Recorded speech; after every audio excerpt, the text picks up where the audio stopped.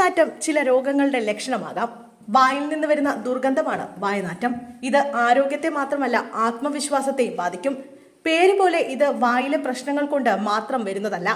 ശരീരത്തിലെ മറ്റു രോഗങ്ങളുടെ ലക്ഷണമായോ അണുബാധ കാരണമോ വായുനാറ്റം ഉണ്ടാകാം. നിരവധി കാരണങ്ങൾ കൊണ്ട് വായുനാറ്റം ഉണ്ടാകാം. ഈ കാരണങ്ങളെ ഫിസിയോളജിക്കൽ, പത്തോളജിക്കൽ എന്നിങ്ങനെ തിരിക്കാം. രാവിലെ എഴുന്നേറ്റ ശേഷം ബ്രഷ് ചെയ്യുന്നത് വരെ ചെറിയ രീതിയിൽ വായുനാറ്റം ഉണ്ടാകാം. കൂടാതെ ഉപവസിക്കുന്ന സമയങ്ങളിലും ചെറിയ തോതിൽ വായുനാറ്റം വരാം. കൂടാതെ സൾഫർ അടങ്ങിയ ഭക്ഷണം, ഉള്ളി, വെളുത്തുള്ളി, പനീർ പോലുള്ളത് കഴിക്കുമ്പോഴും വായുനാറ്റം അനുഭവപ്പെടാം. ഹോർമോൺ വ്യതിയാനങ്ങൾ സംഭവിക്കുമ്പോൾ ചിലപ്പോഴൊക്കെ വായുനാറ്റം ഉണ്ടാകാം.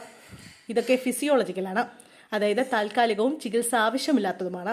എന്തെങ്കിലും രോഗം മൂലമുണ്ടാകുന്ന വായുനാറ്റമാണ് പത്തോളജിക്കൽ വിഭാഗത്തിൽ വരുന്നത്. ഇത് തന്നെ 2 തരമുണ്ട്: ഓറൽ, എക്സ്ട്രാ ഓറൽ. 80% കേസുകളിലും ഓറൽ കാരണങ്ങൾ കൊണ്ടാണ് വായുനാറ്റം സംഭവിക്കുന്നത്. ബാക്കിയുള്ള 20%-ൽ 15%-വും ശരീരത്തിന്റെ മറ്റു ഭാഗങ്ങളിലുള്ള അസുഖങ്ങൾ മൂലമാണ് വായുനാറ്റം ഉണ്ടാകുന്നത്.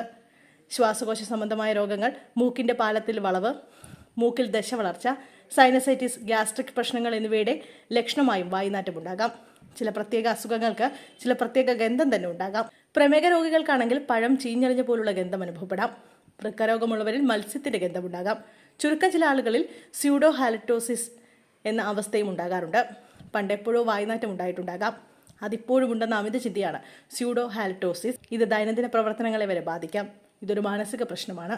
കുടലിലുള്ള ഒരു തരം ബാക്ടീരിയ ഉണ്ട്, ഹെലികോപ്റ്റർ പൈലോറി. ഈ ബാക്ടീരിയ അധികമായാലും വായുനാറ്റം ഉണ്ടാകാം.